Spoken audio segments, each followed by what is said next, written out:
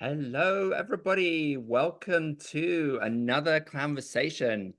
I'm hoping that you can hear and see me because I am using a different platform from normal. In fact, as you can probably tell, I am using Zoom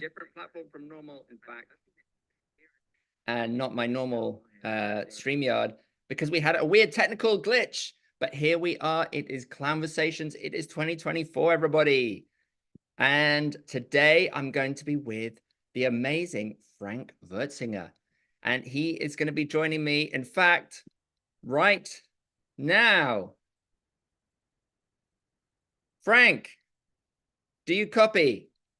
Yes, Are you there? I'm here. Yay, Frank! Hey, hey, hey, hey. Wow, Frank, we're you're a live. genius. The folks can, Oh, can see us. oh, So okay, welcome to okay. Conversations. Hello. Well done.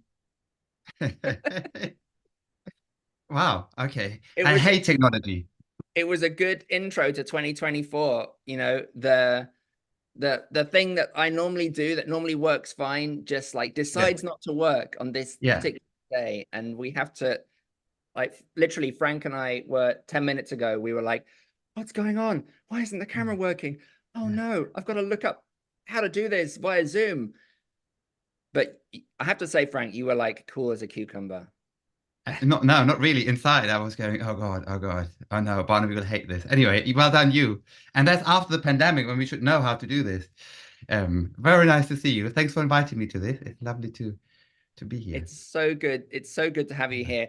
I had a whole introduction all ready to go, and I was going to build you up as this amazing clown and wonderful Yeah. friend, and just the person I love talking to more than almost anyone else in the whole world, because you're such an interesting person and such an awesome performer. So it's really honestly a great pleasure and privilege to have you on Conversations. Thank you. Right. I've listened to a lot of them. I find them super inspiring. You know, when the world just goes a bit crazy everywhere, I listened to conversations and that kept me a bit sane and lovely. Yeah, thanks. That's so cool to know. I think, yeah, I get such lovely messages from people, telling me that why they're watching and how it's helping them, and all that stuff. And it's just like it makes it worthwhile. Um, Yeah. Frank, tell me how's life? Like, we literally haven't talked before this to prep, so we didn't even do a check-in No, and say, hi, how you doing? So I'm gonna do it. Hi, how you doing? I'm all right. I've got it's school holidays and I've got two children down there. So life is kind of like that. And yeah, so they keep me busy and playing and being crazy and fighting. Yeah, but apart from that, I'm doing little projects and writing on something new and teaching bits and bobs here and there and yeah.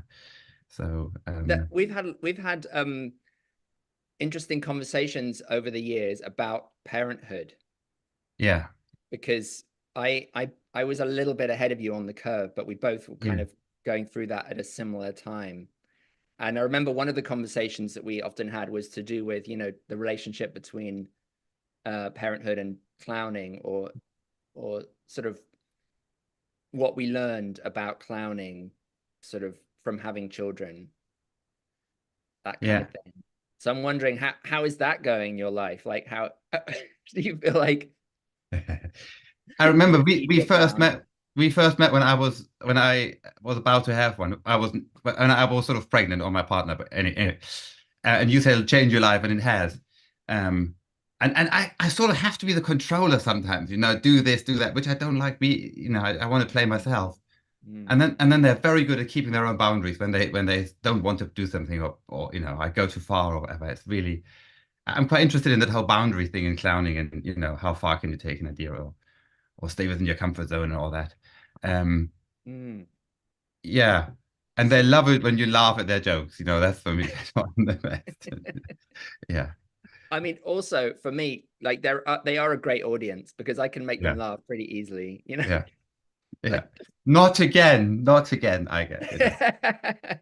But now I think it's going to Yeah. change. Yeah. My eldest is 12, so she's on the cusp of, Oh, yeah. cool teenagerhood. Yeah.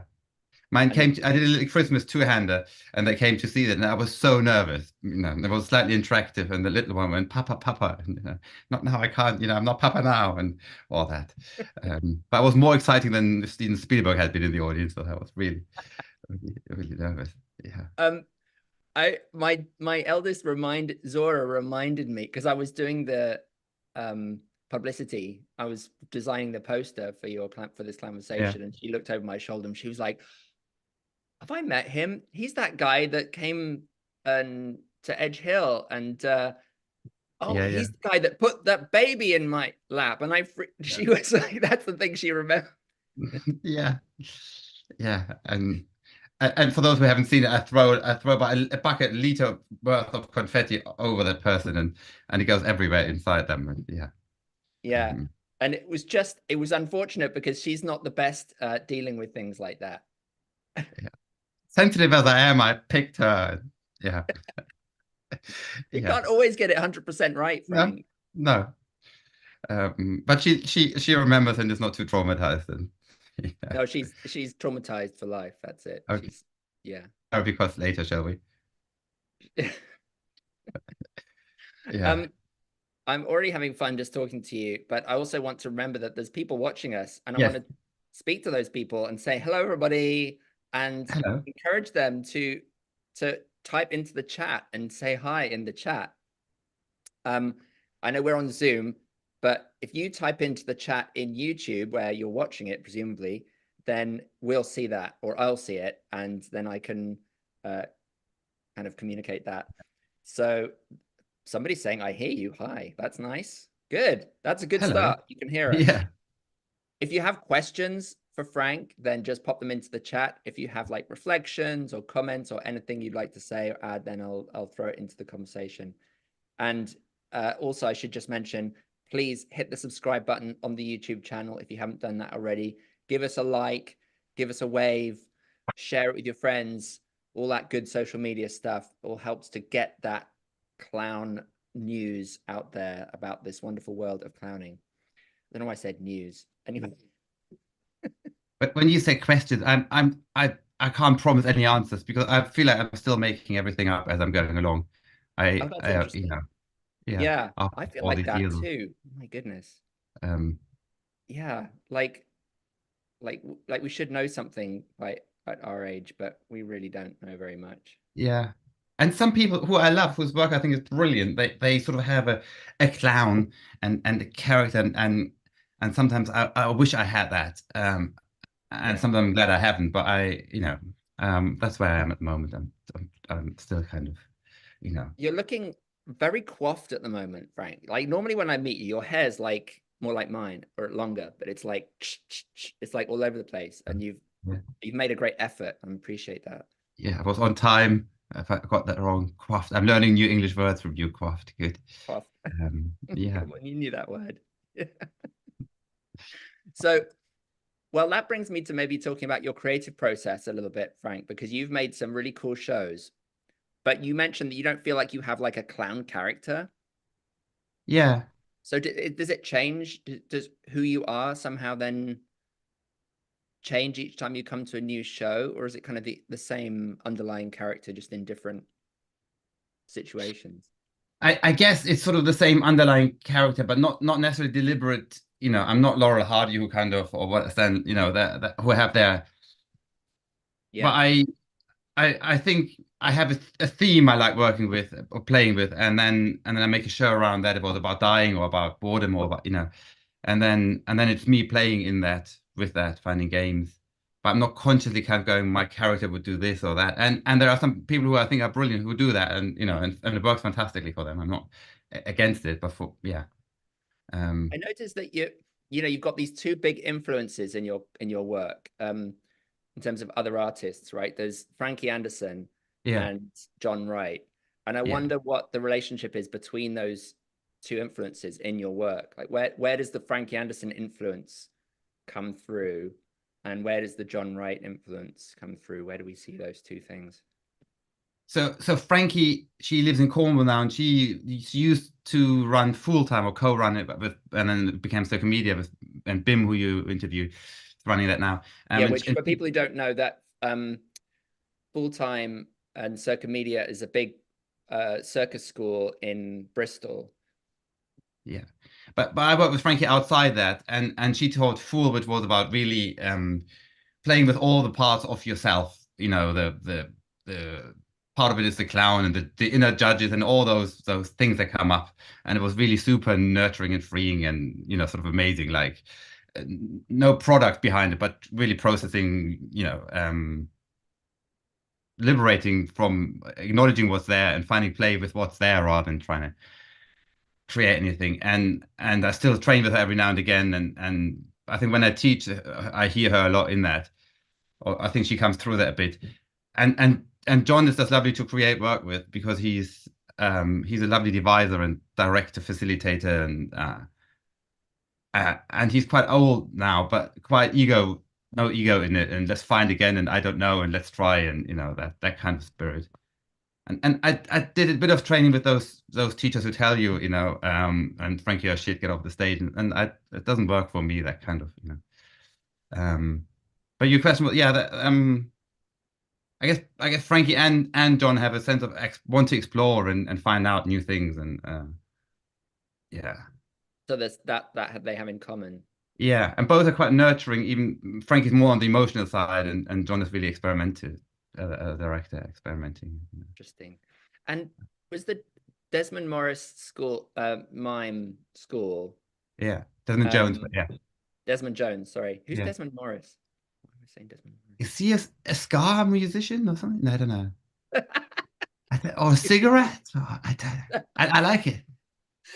Oh my gosh. Desmond Jones School of Mime. I've lost my train of thought now because that's funny. Because I talked about ska, yeah. Or cigarettes.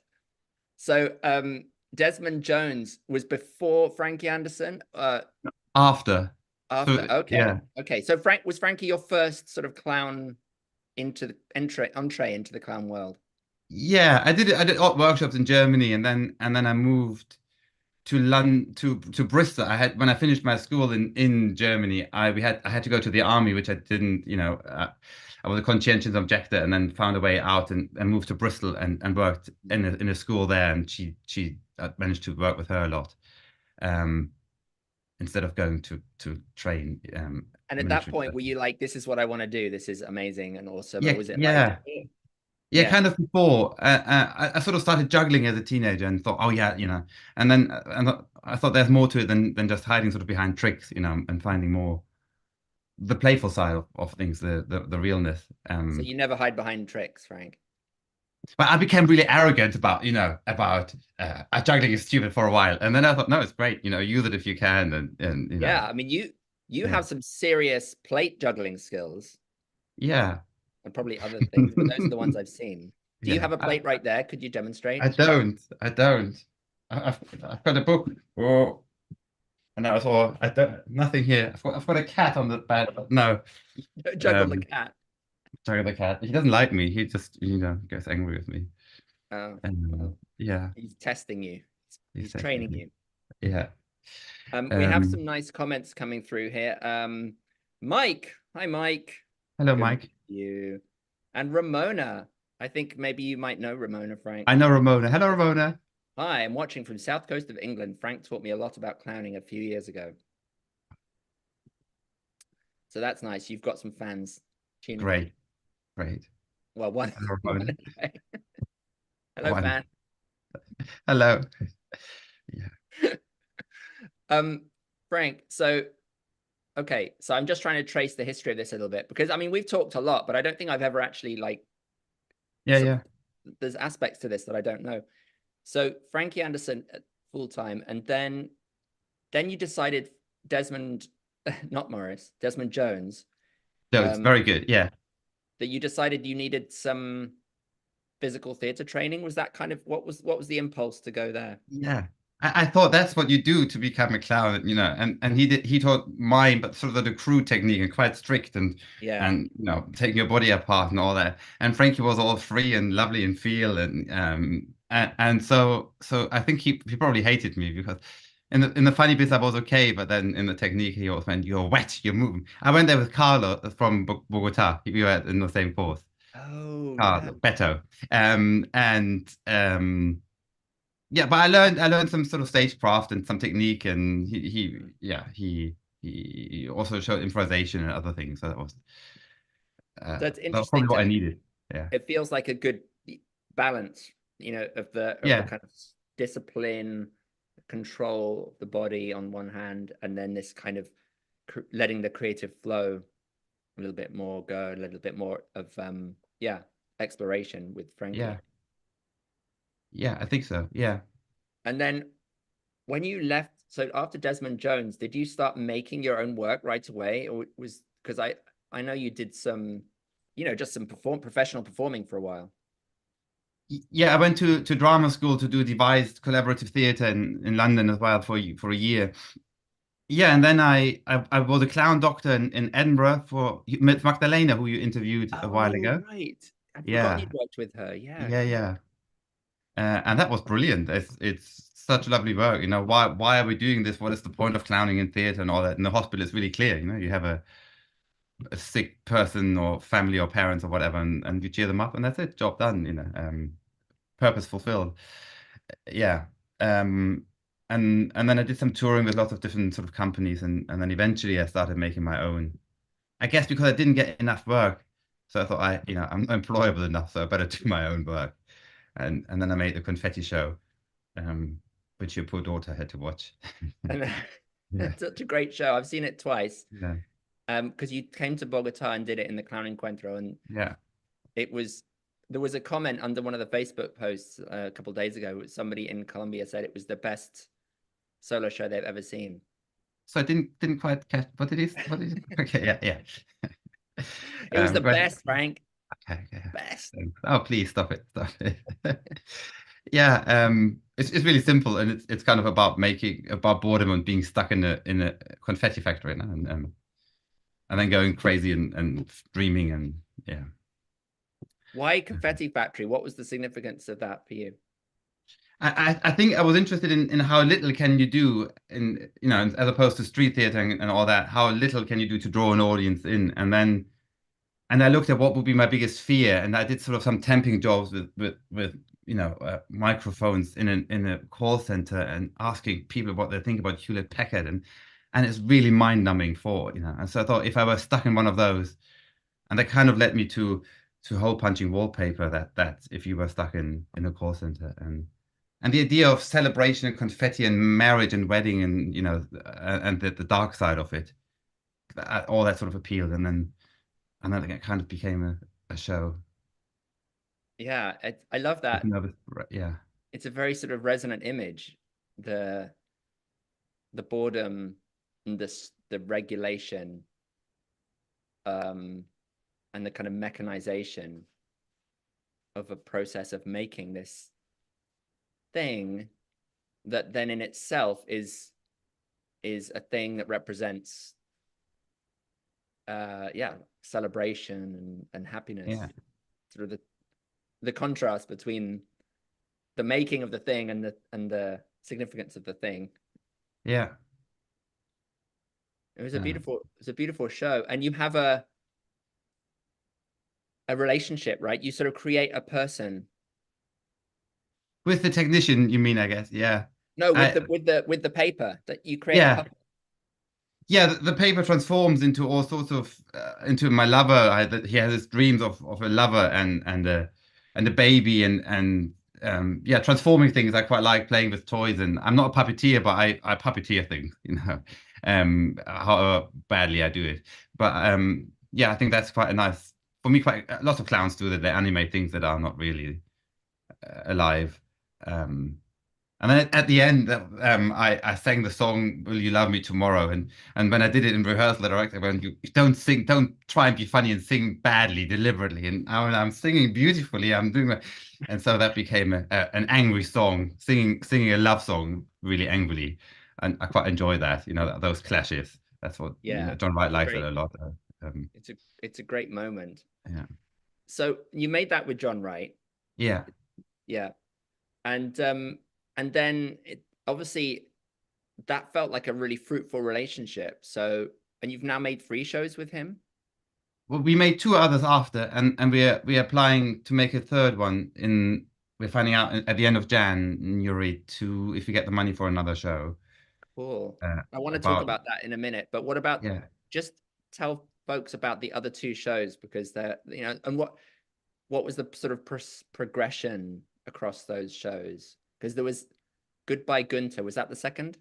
Yeah, that's about a man dying of some terminal illness, maybe cancer or whatever. And in my family, someone had cancer, and I became interested in the whole notion of dying and how crazy weird and it is and what happens after. Um and then I read lots Cheery about it. subjects, happy clown subjects. Yeah, yeah, yeah. Lots of clowns do suicide scenes, or I've seen all. Yeah, and there's that Kubler-Ross cycle of grief with all those different stages you go through, and that sort of became the template for the show that you're going to die. No, I'm not. I'll be all right, and going through anger and depression and all that. Um, and there's a lonely man with a goldfish. That's sort of the premise, and we were kind of hoping that we didn't want to make a depressing show about dying, but maybe about enjoy your life now. That was kind of what we were hoping to get from it. Oh, interesting. Yeah. If we're not aiming for a message, but I didn't want to. This Yeah. man has waited his life, and suddenly he plucks the courage up to do what he wants to do, but dies. Um, Right. yeah, So it's interesting because you were just talking about, the simplicity of hospital clowning and how it's just about cheering people up. And I know that you also do street performance. So yeah, you perform in all kinds of different contexts. But I'm wondering when you're in the theater or making a show for a theater, like you're making the Confetti Maker or the Goodbye Gunther, what is the what is the goal there versus the goal of just cheering people up in a hospital or presumably just entertaining people on the street? What are you going for? I guess maybe there's a challenge for me, how little can I do in the confetti maker to draw an audience in, or my personal motivation to make a show about dying and death and something that I was affected myself with through family members. Um, I made the new show I'm hopefully making will be about climate change and the end of the world and all that. And I find that really what's going on at the world at the moment horrific. And as someone with 2 young children, um, so so so I feel like in a stage where I can tell more of a story and say more than in an outdoor what I do outdoors in Mm. street theater. Sometimes maybe it's really selfish. That's what I'm interested in. That's what I want to explore. Or I guess it always comes. Yeah, Well, in a way, you explored this in Me Me. Is it Me Me Me? Is that what it's yeah, called? The third one, yeah, right? You explored this very topic of like, what is life really about? It's about me, right? yeah, yeah. Narcissism and yeah. Uh, So, can you give us the outline of that show? Yeah, I think someone asked me. I think I saw someone in London on one of those hire bikes with a selfie stick and the phone. In London, heavy traffic, really central London, and trying to take photos of them. And I go, you probably not live much longer if you keep going like that. And I thought that was really funny. And I thought I'd make a show about selfie sticks and that. And then the more I looked into it and read about it, it became a show about narcissism. And I wanted the audience on stage, reflected. And narcissism is super fascinating, it goes in all areas, and when people have really a personality disorder, and lots of our political leaders are sort of high up there. I don't want to diagnose anyone, but what I read, um, yeah, and then we have Boris Johnson in Britain and all that, and you're ticking all the boxes, lying and Mm. um, um, Yeah. yeah. Was that born out of a particular political moment, that show, do you think, or is it still really relevant? I still think it's completely relevant. Yeah. I don't play so much. It was maybe not so easy to sell because it's quite offensive and quite, um, but yeah, I think the leaders in the world I see are not really generous. I want to lead for the good of it, but a lot of ego and narcissistic tendencies in there. I do remember it being an edgy show.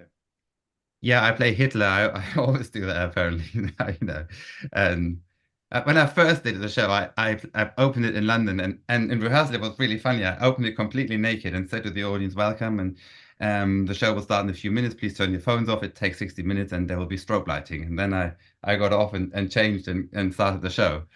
And you know, and it was funny. This completely boundaryless, you know, narcissistic Donald Trump was, you know, that no shame.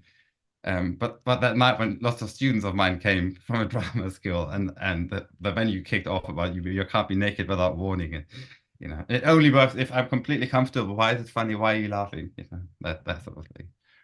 So did you And have to stop? You had to change it. we had to change, and I got dressed. I think by the time you saw it, I was dressed. Yeah. I remember something about nudity at some point though. Maybe were you almost naked or something at the beginning? Maybe just like Maybe, yeah. I'm trying to But remember. in rehearsal, it was really funny when people laughed and I didn't even respond to it, and you know. But I had to have that level of comfort to go. Um, why Yeah, laugh? Funny. right, of course. What is it like? Give us a snapshot of the process of this being in the studio with John. Like what is that? What does a typical kind of devising session look like? So I do write lots of ideas, and we chat before, and then I buy heaps of props normally. And end of last year, we invited 10 other people in to play around with things. And then John goes, make me laugh with that, make me laugh with this, you know, or finding images and clashing images, and you know, what else do we like?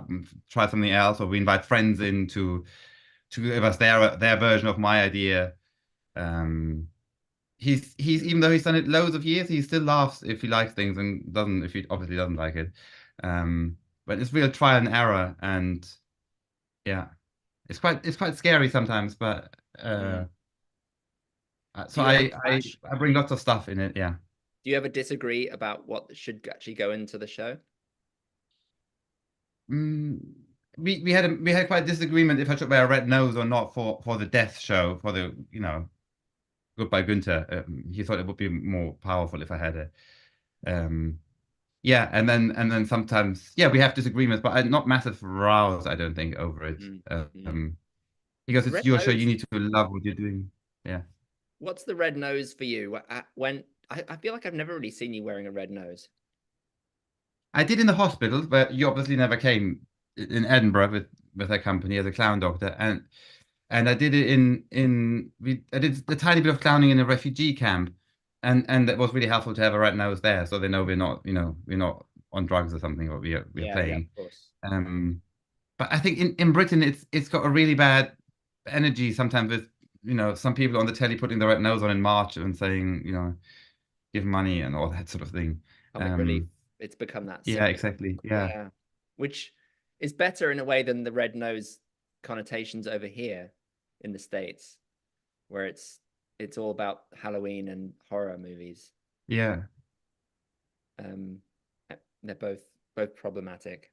yeah. I like it So when I teach. I think it's a lovely way to for some people to bring out things yeah, in a yeah. I was workshop going to ask you, do situation. you use the red nose in your workshops? Yeah, and not everybody thrives on it, but I think most people find something they forget, or it's a leveler, or it's weird. It's a tiny bit of plastic, and yeah, suddenly people. I'm not encouraging people to be children, but the comments are I felt a bit more childlike, or um, that kind It's of thing. it's Yeah, it's maybe just something as simple as it accepting the ridiculousness of it, right? Because yeah, it makes you look ridiculous, and yeah, you've got to, as you said, like being naked and being comfortable with it. If you come yeah, out with a red nose and you're just like you don't act like you have a red nose on, yeah, it never works for me when anybody acknowledges or gestures towards the nose itself. yeah, It's yeah, weird. yeah, It's like it shouldn't be. It's like it's not really there. yeah, Which it's a mask. I mean, it in a sense, it's the same with a mask. yeah, So good. So Mimi. Oh, so let's talk about the new show, environment, climate change. yeah. Tell us more. I don't really know so much about it yet because it'll be, John hates Yeah. it when I come up with structures before we find it in the room and all that. Mm. Um, but I know it'd be apocalyptic and dark and horrible, the subject, because I think what we're doing to the planet at the moment is completely, um, awful. And it'll be sort of a show with an agenda. So I don't quite know how that works with clown, because I have something to say. So I don't know if it goes more towards Buffon or, I don't know. Um, but in the summer, all these islands were burning in Greece and everywhere, in Northern America and Canada and whatever. And then we have Rishi Sunak, our prime minister here, telling us that we have to be pragmatic about it. And I already go, this is in a dark way really funny what's going on, horribly funny. So that we see the images, and then and the clown just reassuring us everything is fine, but the stage is full of smoke and plastic hits him. And I think there's a lot of satire and humor and provocation and in it. And maybe a story about how we leave this place to the next generation. Um, I think that, visually I see lots and lots of tons of rubbish hitting this clown, but staying positive and talking about the science will save us. Do you think maybe you give trash to the audience to throw at you? Yeah, and maybe give them money to take the rubbish home and that kind of, to yeah, any ideas? We had a meeting with a company, and we said, what ingredients would you like in a climate change apocalyptic show? And they had a few, it goes in all areas into colonialism, but it'll be, I guess, a bit political now. And my own story is we played around with a little puppet, and the puppet just looked around all this plastic, and it became really awful. Um, without moralizing about, without telling anyone recycle your yogurt cup or something.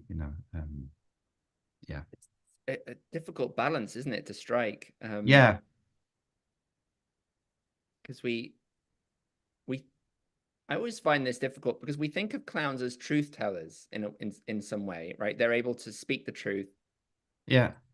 call out um immorality or whatever and corruption. Yeah.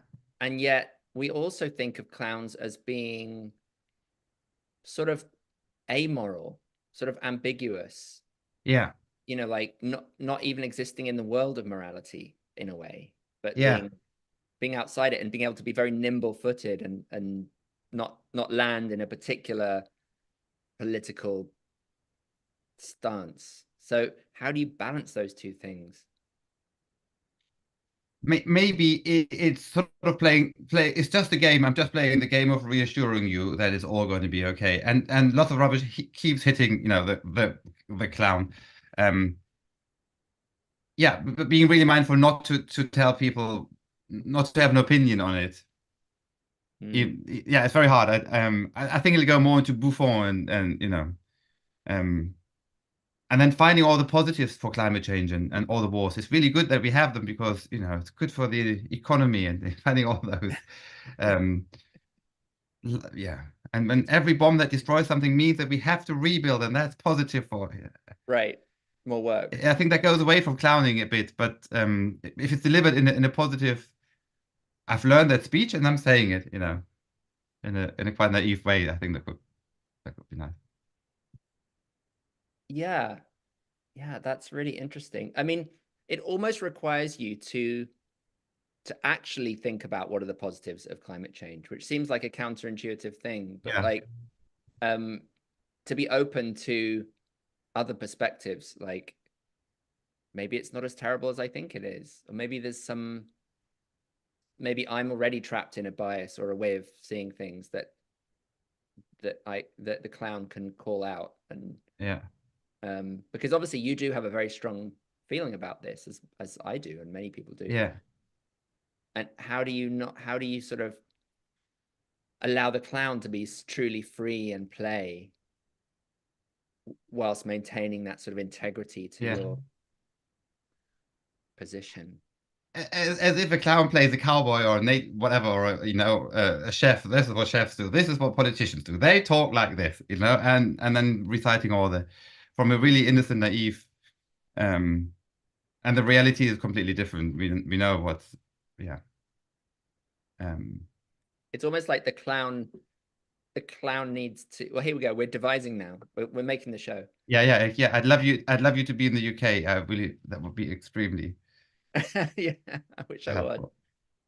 I'm sort of imagining the clown, the hapless clown, wandering in to a TV studio or in front of the cameras and finding themselves suddenly in the spotlight, like expected to give a statement, and they don't really know what to say, and they're devastated by what's going on, or they're Yeah. confused.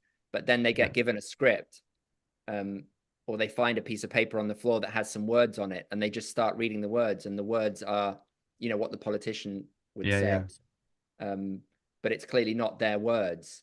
Yeah. But and as they read the words, they kind of get into it and start to Yeah. believe it in some way or Yeah. play it. Yeah. One idea was that I am, it's all about war. And I'm not, I'm not against war. Don't get me wrong. It's all lovely. This is really good. You know, anti-capitalism, or yeah, praising But it, finding the positives in all this horribleness, I think is quite a but clown. satire, the thing about satire, right, is that it's funny, but it's always you're saying something by saying the opposite. Yeah. So by saying in satire, if I say, don't get me wrong, war is great, it's always read as the opposite. It's because there's Yeah. irony, right? Irony Yeah. sits at the bottom of it. So when we hear you say that, we know that what you're actually trying to say is war is not great. Yeah. But what's hard is to do something where you actually don't know. Like the clown is like, Yeah. I, Yeah. Yeah. I don't know. Uh, maybe war is good if we're fighting against oppressors, or Yeah. it's a freedom struggle for freedom, or Yeah. I don't know. We Is there possibility for real questioning of those things? Yeah, John and I were talking a lot about ambiguity, like I'm quoting John here, but he's writing something in a book at the moment, and Thelma and Louise have the beautiful ending where they go over the canyon, and the audience feel this. Of course, that's the only thing you can do, but oh no, we don't want you to die, and it's a mix of feelings, and I'd like that to be in the show as well. But we can't all stop, seeing both sides. Yeah. And it's not written and it's not made yet, but ideally there's no message in the show other than in the foyer there will be sheets of paper where people can network and share ideas and actually be proactive about it. But Mm. I think the show has to be realistically dark and horrible, and Mm. Sounds amazing. and I clashing images, and yeah. So when you wrote your Arts Council grant, what was the pitch, if I can say that? Like, It's for an R&D exploring those subjects. And I went to a gallery just before, and there was a pool of blood and the football in it, and it was the World Cup that was last winter or whatever in Saudi Arabia, in one of those countries, mm, where people built the stadiums with slavery and all that, and they just made this art installation with blood and the ball in the middle, and I found it really moving, and it sort of stayed with me. And we want to create provocative imagery and clowns playing in those images. I think it'll be quite a design trick that needs to happen. That we can maybe move people emotionally on some level. mm, I like Robin Hembrook's work protesting and all that, but maybe this is another level of protest that of call to action, or I don't know yet. yeah, yeah. Um, I can't wait to see it. I really hope you get that funding. Yeah, I hope so. Everyone, cross your fingers. Touch Yes. wood. Yeah. Knock on wood, as they say here. Yes. Um, so if that goes ahead, Frank, and you get that money, you'll work with John fairly soon and have a show like this summer, maybe, or was it a bit Yeah. in the process? Yeah. It'll be an R&D, but there will be some sort of showing in May, I think, in London. Mm. Um, and then it'll be reworked and experimented with, and Well, I'm potentially coming to the UK in the summer at some point, so um, I hope we can hang out. If and yeah, and maybe you'll have a version of the show I can come see. that would be brilliant. Yeah, yeah, yeah, absolutely. That would be really cool. So I wanted to talk a little bit about Oh, and I should just say, folks are enraptured by our conversation, so they're not writing in the comments. But if you have any questions for Frank, we only have about 15 minutes left. So, oh yeah, Ramona's putting lots of crossed fingers in there for funding. Oh, thank you, Ramona. Good. So if you have any questions, guys, this is the moment to pop them into the chat and ask Frank. The thing that I wanted to talk to you about, as well as the shows, is the teaching, and to come back to that pedagogical question, which is always fascinating. And I always make a point of talking about this with all my guests. Yeah. You mentioned earlier how you didn't get along well with those kind of particular approaches of get off, you're not funny, sort of, which has been described as, patriarchal, colonial, sort of power play, and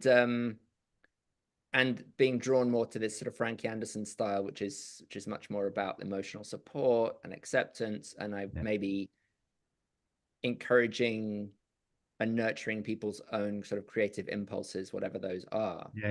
Whether or not they're really funny or not. Yeah. Oh, that's a whole different subject, the whole funny, the whole F word in workshops. Yeah. Oh, that's good. Yeah. I've just had an idea. Sorry, I'm gonna have to write this down. This is gonna have to be a new thing now. The F word. Okay. The F word. Funny. I'm not funny. I'm not good enough. Oh God. Yeah. So what is it? You tell me about your journey with funny. What is that? How has that been for you? And how do you deal with that in workshops? I guess, and lots of people you interviewed before have said that, no, we try and have fun and find the play and then share it with an audience and all that. And I don't think I don't know if I'm funny or not, especially if I don't worry about it, but find the games in things and put each other in the shit a little bit if you're playing with someone. And I did a workshop. For me, there's something really lovely about I can have fun in the most horrible situation if I'm allowed to live. If I'm angry, I can have actually. I meet you for a coffee and I can vent my anger. I'm having fun talking to you about what happened to me because I can be real. If that makes sense. And I taught a workshop last year, and we did the 2-day workshop. It was quite intense, and lots of things happened, and people got tired in the last exercise. And this girl, I didn't want to say, I don't want to try the last thing. I'm too tired. And I said, maybe you want to see if you can clown with your tiredness. She went on stage and the F word. Ah. Sorry, go on. And the girl went, I'm too tired to do the exercise, and she went on stage and just sort of lay down and rested and was like that, and we just all looked at her and started laughing. I don't know why, and then she went, that's it, I'm not going to do any more. But that really being completely in touch with herself, and I'm not forcing anything, and that's it, audacious and brave and real, and we laughed, and probably not the funniest thing if I tell you someone rested on stage or fell asleep, but for me that it's like it doesn't sound funny when you say the idea, because there are some jokes that sound funny, or like we could talk about ideas for a scene in a show, and some of those ideas would make us laugh, right? We'd be like, right. Yeah. And then we could try it and maybe it would be funny or maybe it wouldn't. But then there are those times like the one you just mentioned where something is just hilarious in the context to those particular people, but if you describe it, it doesn't sound funny.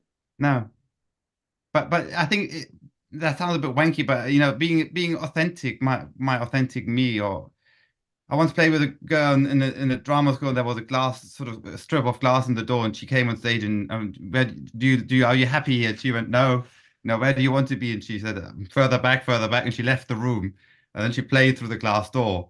But she was really comfortable. We all cracked up laughing. It was really lovely the way, finding your own comfort is so, following that instinct. My children are just screaming down there. Sorry. Coming back to our own instincts, I think there's so much fun in it, and humor in it.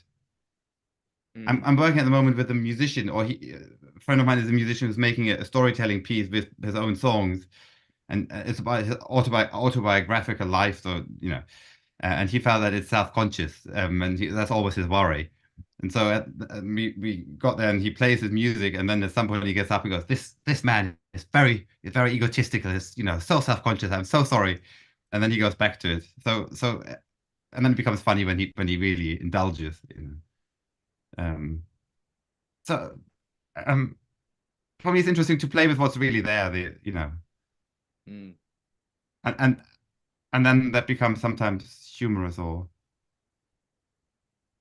pretending, I'm happy on stage and I'm not is weird, I think. And if people are shy and play with their shyness, I prefer that than putting something on or yeah. It's interesting. Funny, like laughter often, I think, is a expression of surprise. Yeah, yeah, yeah. Like something surprising happens. And I think I read one definition that was quite good about laughter, which was that it's the product of surprise without danger. So All right, okay. Yeah, yeah. so when you're surprised by something that's dangerous, you don't laugh because you're like on alert and you're flight or Yeah, fight, right? But if you're surprised by something and you very quickly realize that it's not threatening or dangerous, actually, that yeah, there's a kind of release that happens and and yeah, it yeah, comes yeah, out as laughter. And so, punchlines are often surprise moments, yeah, right? They're sort of like take logic and they turn it around or do yeah, something. And for clowns, one of the things that they can do that is always often surprising is just um, addressing what's actually happening in the room. yeah, Like a phone goes off, or somebody leaves, or somebody comes in late, or almost anything that happens for real in the room, a yeah, clown can respond to that, and it almost always gets laughter yeah, when you do that because people are like, yeah, yeah, right? Because it's like it's surprising because most performers aren't that present. They aren't doing that, yeah, and it's also not threatening, really. I mean, it might feel a little scary because I could be called out once I'm in the audience with a yeah, clown. I know that I'm fair game, right? yeah, If I cough or anything, the clown can potentially kind of come out and draw attention to me. But it's not really dangerous. Like there isn't a mortal threat. no, So the laughter, it allows the laughter yeah. to occur. I'm always a bit, I I find it sometimes a bit of a cop out if I react to the audience, And what I love is if a clown is really honest and complicit with themselves, them, there's a certain honesty there, and you can laugh at me rather than making fun of a potential audience. I've do it and I interact with the audience. I like it, and maybe I sometimes overdo it, but that sheer complicity with myself or themselves is sometimes really lovely to watch. In a world where I try harder, do more, and no, this is me. I'm resting. Thank you very much. And there are 4,000 people watching me rest. How audacious can that, um, Yeah, yeah. that's really interesting. I suspect that you've performed your shows, a number of times. Does it evolve over time where you get to a point with a show where you're kind of comfortable with it and you can start to be more relaxed in it and play more and Yeah, experiment? yeah, and they change quite a bit. So I have a technician who knows the show well, so he can, if I do something different, they can follow me, so I don't have to be so. But yeah, the whole rhythm and the timing and all that sort of. And sometimes I hone things over lots of times. And Mm. I love stupid gags, and I'm trying to make people laugh. I'm not against jokes, but in a workshop, I try and steer away from that sometimes. Well, there's a question here, Frank, Oh, from Angel. Angel says, how do you push through when you don't feel funny? the question is, what do I feel when it's not funny? What is it? Is it angry? I think angry clowns can be hilarious. I think anger is super funny. Mm. But if I'm not funny, that something is happening. And what is that? And how can I use that? What is there? Uh, Mm. I can't be bothered to come on stage today. It could be very funny from the wings of the theater because I had a bad day. Sorry. And I think once that's played and acknowledged, I think something else will happen. I am Mm. too scared. The fear. You're Play. not Allow. coming out. I'm scared. Yeah, I'm scared. Goodbye. Turn the house lights on. That's it. Um, yeah. And then it's not put on, but it comes from a genuine place, I think. And It's also all right to put things on. That's no problem with that. But um, that's what I'm interested in at the moment. I find there's sometimes there's an effortlessness if I tap in what's there, I think. Yeah. Well, let's come back to the teaching question because we sort of went off on a track there. But and thanks for that answer, by the way. I think that was really cool. I so my question about teaching is where do you what are the actual exercises that you do? And what is your sort of core go-to exercise that really gets at the essence of what clowning is for you? I guess playing with boundaries. I like a lot. You know, naming we're dancing together, naming when people come too close to us, when we're in a state of boundary state. Yeah. Yeah. And people do that on stage, but don't realizing, and I don't want to watch them. Yeah, but really that. Um, and sometimes I ask people to do something, and the second day they go, Frank, boundary. I don't want to do what you asked me to do, and I go, brilliant. You know, but looking after ourselves is so um counterintuitive. I find, you know. We are normally always told to do what the teacher asked us to do and be a good student and be well behaved and all that. And if you just no, you can learn to say no, and then the yes has a whole different meaning, and that's quite challenging, I think. But What do you mean but by liberating, yeah. I'm curious about this. What do you mean by learn to say no and then the yes has a different Well, meaning? if you I taught some improvisers years ago, and they were yes and that kind of spirit, you know. And I taught them when someone comes too close to you, tell them boundary, no, too much, you know. And they couldn't. Someone pulled someone's hair, and are you fine with that? We all wondering why you're letting that happen, you know. Look after your own instincts first before you learn to say no. I don't like this, especially in you know reading an audience's boundaries as well.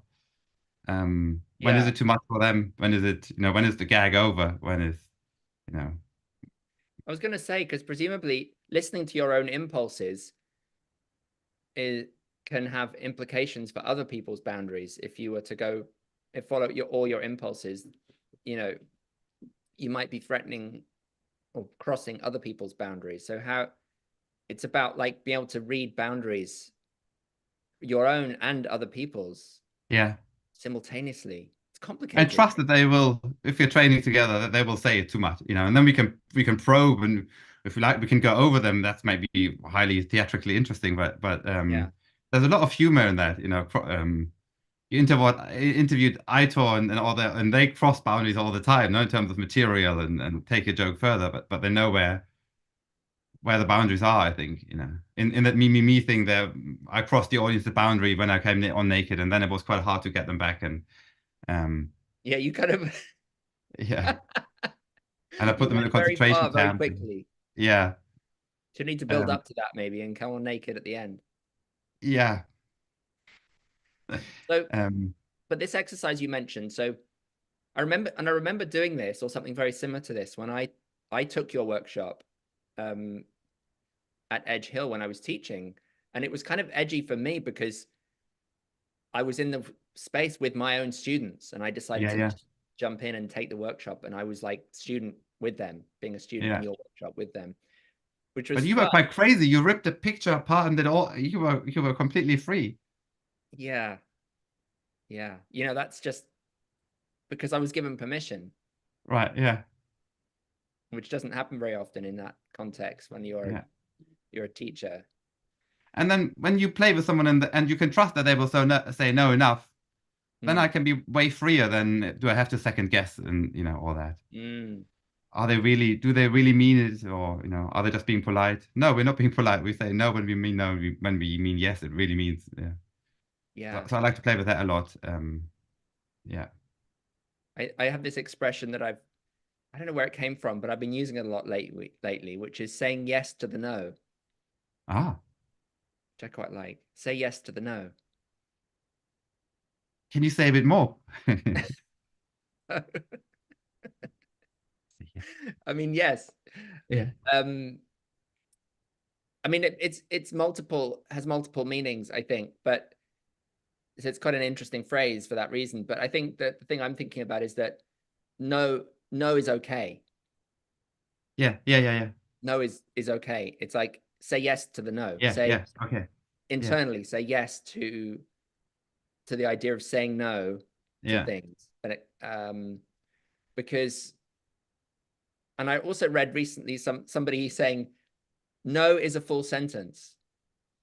Ah, yeah.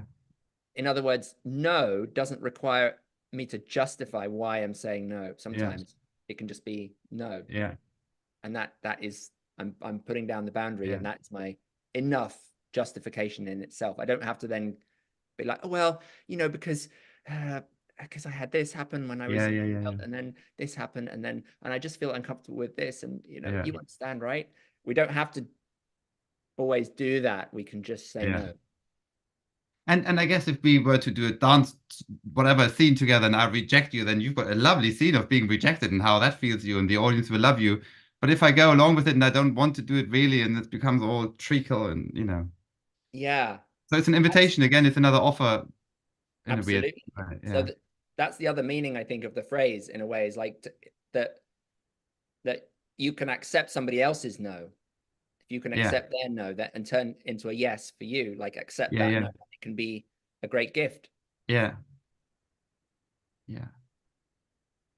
Um, and apart from that, I think I try and get people away from trying to be funny a lot of the time. The F word we just mentioned, in my workshops, and find some comfort and pleasure, and which we always say we are just playing, and it's belittling it, no, the just, but it's such a big thing to find that it's just a joke. No, it's mad. Jokes are brilliant. Why do you say just? I say it all the time, just, but I wonder why we do that.